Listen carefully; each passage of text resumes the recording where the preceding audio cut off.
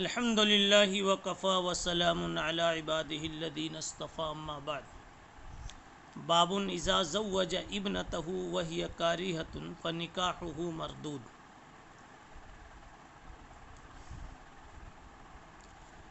اگر کسی شخص نے اپنی بیٹی کا نکاح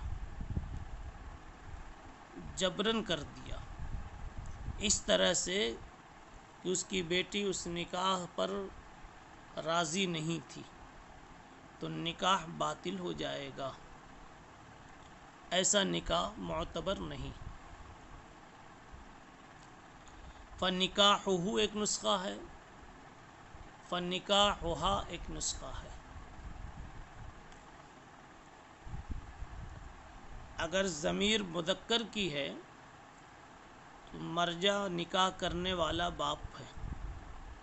حاصل یہ کہ نکاح کرنے والے کا نکاح کیا ہوا یہ نکاح مردود ہوگا، اور اگر نکاحہا ضمیر مؤنث تو مطلب یہ ہوگا کہ جس لڑکی کا نکاح کیا اس کا نکاح مردود ہوگا۔ اس ترجمۃ الباب سے اور اس عنوان سے بتلانا یہ مقصود ہے کہ اگر کسی نے زبردستی اپنی لڑکی کا نکاح کر دیا تو نکاح صحیح نہیں ہوگا۔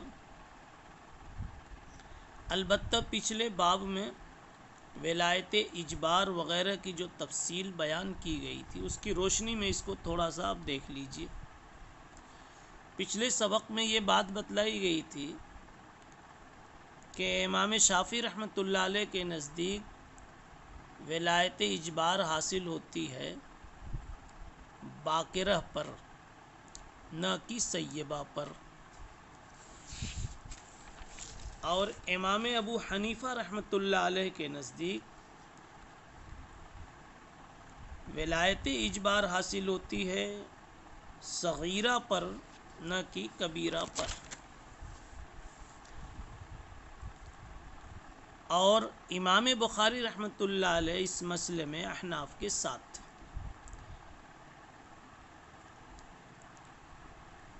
اب ایک شبہہ ہوتا ہے کہ یہاں مطلق بات کہی جا رہی ہے کہ جب کوئی باپ اپنی بیٹی کی شادی کر دے، نکاح کر دے تو اور لڑکی اس کو پسند نہ کرے تو نکاح مردود ہے۔ لڑکی بالغہ ہے یا نابالغہ ہے، یہاں اس قسم کی کوئی قید مذکور نہیں ہے، تو اس سے شبہ ہوتا ہے کہ دونوں صورتوں میں باپ کا کیا ہوا نکاح مردود ہے۔ لڑکی اگر پسند نہ کرے تو باپ کو تو پھر ولایت اجبار حاصل نہیں ہوئی، جبکہ پیچھے امام بخاری رحمۃ اللہ علیہ نے جو عنوان قائم کیا تھا انکاح الرجل ولدہ الصغار، آدمی کا اپنی چھوٹی نابالغ اولاد اور نابالغ لڑکیوں کا شادی کر دینا، اس سے تو نابالغ بچی کی شادی باپ جو کر دیتا ہے وہ معتبر ہو جاتی ہے اور باپ کو ولایت اجبار ہوتی ہے اور یہ نکاح معتبر ہوتا ہے۔ پھر یہاں کراہت کی صورت میں مردود کیوں کہا گیا؟ بظاہر امام بخاری رحمۃ اللہ علیہ کے ان دونوں باب کے درمیان تصادم ہے کہ یہاں نکاح مردود ہوا اور وہاں باپ کا کیا ہوا نکاح مقبول ہوا۔ جواب یہ ہے کہ یہاں ایک لفظ ہے وَهِيَ کارہۃ، عورت یعنی باپ نے نکاح کر دیا لیکن لڑکی اس پر راضی نہیں ہے، اس کو پسند نہیں کرتی ہے۔ اب پسند نہ کرنے کا تعلق یہ بلوغ سے ہوتا ہے، اس بالغ ہونے کے بعد کی ہی پسندیدگی اور عدم پسندیدگی کا اعتبار ہے، یہ بالغہ کی صفت ہے۔ پتہ چلا کہ پیچھے انکاح الرجل کے اندر میں جو مسئلہ بیان کیا گیا تھا وہ اولاد صغار کا تھا، بنات صغار کا تھا، اور یہاں پر جو کچھ بیان کیا گیا ہے وہ بنات کبیرہ کا ہے، یعنی بالغہ کا ہے۔ اس لیے دونوں میں کوئی تعارض نہیں ہے۔ اپنے اس مدعا پر اور اپنے اس ترجمۃ الباب پر جو دلیل اور جو روایت حضرت پیش کر رہے ہیں وہ یہ کہ خنسہ بنت خزام الانصاریہ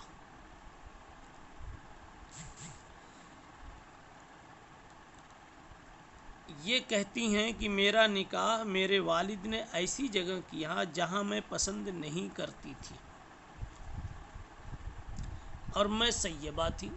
آپ روایت دیکھ لیجئے پہلے۔ بہی قال حدثنا اسماعیل قال حدثنی مالک عن عبد الرحمن بن القاسم عن ابیہ عن عبد الرحمن و مجمع ابن یزید ابن جاریہ عن خنساء بنت خدام الانصاریہ ان اباها زوجها وهي سیب فکرہت ذلك فاتت رسول اللہ صلی اللہ علیہ وسلم فرد نکاحها۔ کہتی ہیں حضرت خنسہ انصاریہ رضی اللہ تعالی عنہ کہ میرا نکاح میرے والد نے ایسی جگہ کیا جہاں میں پسند نہیں کرتی تھی اور میں سیبہ تھی۔ میں حضرت صلی اللہ علیہ وسلم کی خدمت میں حاضر ہوئی، آپ نے نکاح فسخ کر دیا۔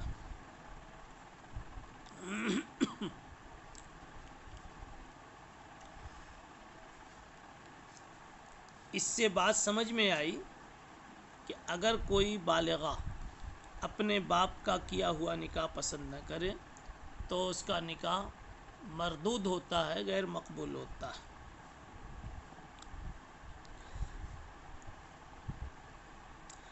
آگے امام ترمذی کہتے ہیں حدثنا اسحاق قال اخبرنا یزید قال اخبرنا یحییٰ عن القاسم ابن محمد حدثه ان عبد الرحمن ابن یزید و مجمع ابن یزید حدثاه ان رجلا يدعى خداما انكح ابنة له فذكر نحوه۔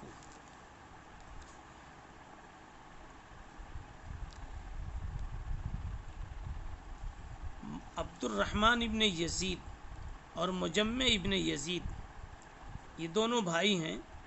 کہتے ہیں کہ ایک شخص خزام نامی تھا، اس نے اپنی بیٹی کا نکاح کیا تھا اور پھر اسی انداز کی روایت مکمل سنائی جو اوپر گزری۔ یعنی یہاں سند میں قاسم کے اوپر دو نام ہیں، یعنی دو شیخ ہیں، ایک عبد الرحمن ابن یزید ابن جاریہ، دوسرے مجمع ابن یزید ابن جاریہ۔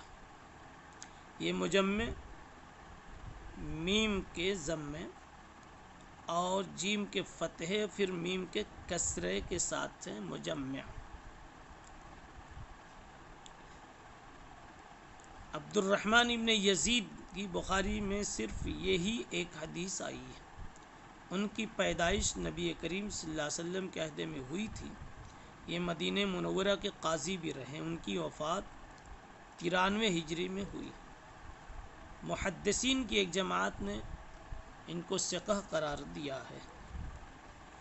ان کے بھائی مجمع ابن یزید ہیں، ان کی بھی بخاری میں صرف یہی ایک روایت ملتی ہے۔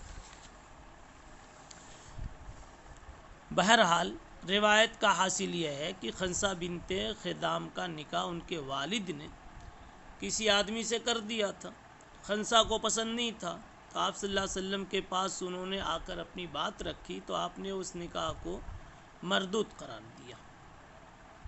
کس آدمی سے نکاح کرایا تھا، کیا نام تھا؟ حافظ ابن حجر عسقلانی رحمۃ اللہ علیہ نے فرمایا مجھے اس کا علم نہ ہو سکا، البتہ واقدی نے اپنی سند سے اتنا بتایا کہ اس آدمی کا تعلق قبیلہ بنو مزینہ سے تھا۔ حضرت خنسہ سیبہ تھیں۔ یہ سمجھنے کی چیز ہے کہ حضرت خنسہ جو ہیں وہ سیبہ تھیں۔ ان کی پہلی شادی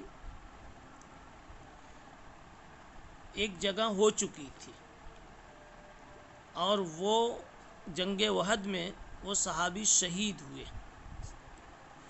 پھر ان کے والد نے بنو مزینہ کے کسی آدمی سے ان کی شادی کرائی، لیکن وہ انہیں پسند نہیں آئی، اس کو آپ صلی اللہ علیہ وسلم نے رد کیا۔ اب رد کرنے کے بعد پھر ان کی شادی حضرت ابو لبابہ سے ہوئی۔ خلاصہ کلام یہ ہے کہ لڑکی اگر پسند نہ کرے تو نکاح مقبول نہیں ہے۔ دوسرا عنوان آج کا، باب تزویج الیتیمۃ، یتیم لڑکی کا نکاح کر دینا۔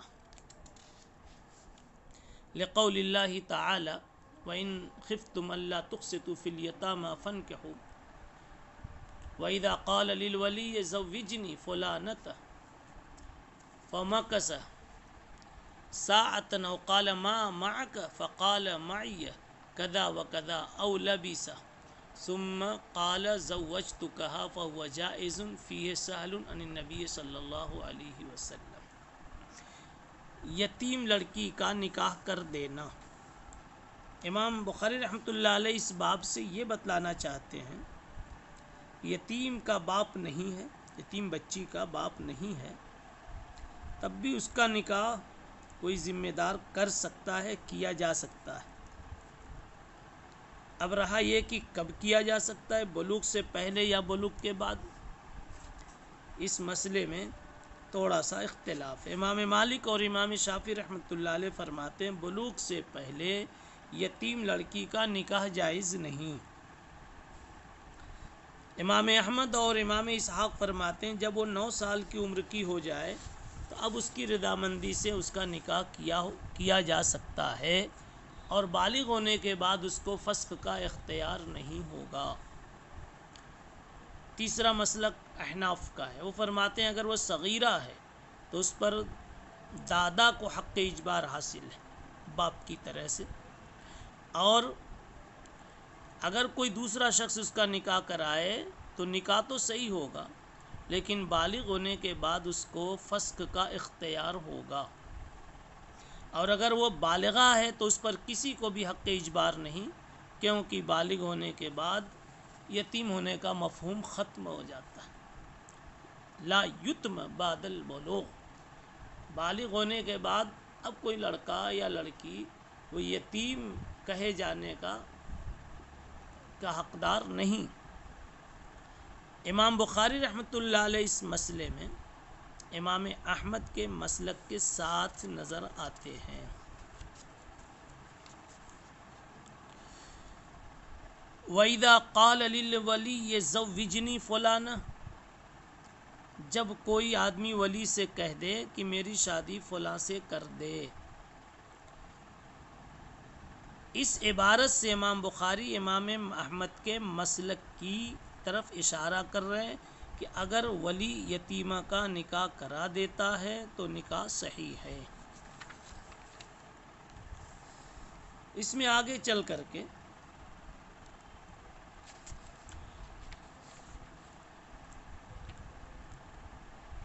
ایک عبارت ہے فَمَكَثَ سَاعَةً أَوْ قَالَ مَا مَعَكَ فَقَالَ مَعِيَ كَذَا وَكَذَا أَوْ لَبِسَ ثُمَّ قَالَ زَوَّجْتُكَهَا، یعنی کسی شخص نے لڑکی سے کہا میرا نکاح اس لڑکی سے کر دو، لڑکی کے ولی سے کہا میرا نکاح اس لڑکی سے کر دو، ولی خاموش رہا، یا ولی نے یہ پوچھا تیرے پاس کیا جائیداد ہے، اس نے جواب دیا کذا و کذا، فلاں فلاں جائیداد ہے، یا دونوں خاموش رہے، اس کے بعد ولی نے کہا میں نے اس کا نکاح تجھ سے کر دیا، تو نکاح جائز ہو جائے گا۔ اس مدعا کو ثابت کرنے کے لیے امام بخاری رحمۃ اللہ علیہ نے وہی حضرت سہل ابن سعد والی روایت آگے پیش کی ہے، جس میں ایک خاتون آتی ہے اور آپ صلی اللہ علیہ وسلم کے سامنے اپنے کو پیش کرتی ہے، یعنی آپ مجھ سے شادی کر لیجئے، لیکن آپ نے اپنا ارادہ نفی میں بتایا۔ پھر ایک صحابی نے کہا مجھ سے کر دیجئے، پھر پوچھا تم کیا مہر دے سکتے ہو، یہ تفصیل کئی مرتبہ گزر چکی ہے۔ اس سے امام بخاری رحمۃ اللہ علیہ نے اس مسئلے میں استدلال کیا ہے کہ وہاں اگر بیٹھا رہے، بات چلی، تھوڑا سا گیپ بھی ہو گیا تو پھر کوئی حرج نہیں ہے۔ اس لیے اس مسئلے کو بھی ہم یہاں تھوڑا سا سمجھ لیتے ہیں کہ جس وقت ایجاب اور قبول ہو رہا ہے تو دونوں میں اگر کچھ فصل ہو تو کیسا ہے۔ حضرات مالکیہ کے نزدیک تو فوراً قبول ہونا شرط ہے نکاح کی صحت کے لیے۔ شوافع کہتے ہیں معمولی فصل مضر نہیں ہے۔ امام ابو حنیفہ اور امام احمد رحمۃ اللہ علیہ فرماتے ہیں کہ مجلس کے اندر قبول کر لیا تو جتنا بھی فصل ہوا یہ غیر مضر ہے۔ مجلس بدل جانے کے بعد اب اعتبار نہیں ہوگا، اگر ایجاب ہو چکا تھا تو یہ ایجاب کل عدم ہوا، اس لیے کہ دوسری مجلس میں جو قبول ہوا اس قبول کا کوئی اعتبار نہیں ہے۔ اور اسی حدیث سے، اسی روایت سے استنباط کیا ہے جو حضرت سہل ابن سعد رضی اللہ تعالی عنہ کے حوالے سے پیش کی گئی۔ اسی کو کہا ہے فَهُوَ جَائِزٌ فِيهِ سَهْلٌ عَنِ النَّبِيِّ صلی اللہ علیہ وسلم۔ اب جو روایت آ رہی ہے، روایت آپ کے سامنے پڑھی جا رہی ہے، لیکن اس سے پہلے آپ سمجھ لیں کہ کیا ہے اس میں، تو آپ کو روایت سنتے ہی مفہوم بھی مستحضر ہو جائے گا۔ کتاب النکاح میں آپ کو اس سے پہلے پڑھایا جا چکا ہے، بتایا جا چکا ہے کہ یتیم لڑکیوں کے تعلق سے یہ غلط رسم تھی جاہلیت میں شروع میں، کہ لڑکی خوبصورت ہوتی، مال والی ہوتی، جمال والی ہوتی اور کسی کی سرپرستی میں وہ پہنچ جاتی تو وہ پھر نکاح خود کوشش کرتا کہ یہ نکاح کر لوں اور میں معمولی سا مہر دے کر کے اس کو اپنے پاس رکھ لوں، یہ معمولی سا مہر دینا اس کے ساتھ ظلم ہوتا، اور دوسری جگہ کہیں کرتا نہیں تھا، یا تو خود نہ کرے اور دوسری جگہ بھی نہ کرے، اس لیے نہیں کرتا تھا کہ جو شوہر ہوگا اس کی جائیداد میں حصے دار بن جائے گا، خود کرتا تھا تو پھر وہ یہ شرارت کرتا تھا کہ پورا مہر نہیں دیتا تھا۔ تو اس وقت قرآن مجید میں آیت آئی کہ وَإِنْ خِفْتُمْ أَلَّا تُقْسِطُوا فِي الْيَتَامَى، اس پر پوری تفصیل پہلے بتلائی جا چکی ہے کہ اگر تم کو انصاف کا ایسا لگتا ہے کہ آپ انصاف نہیں کر سکو گے تو پھر ان کی کہیں شادی کر دو، اس بیچاری کے ساتھ ظلم نہ کرو۔ وہی روایت یہاں پر ہے، دیکھ لیجئے۔ بہ قال حدثنا ابو الیمان قال اخبرنا شعیب عن الزہری وقال اللیث حدثني عقیل عن ابن شہاب قال اخبرني عروة بن الزبیر انه سأل عائشة قال لها یا امتا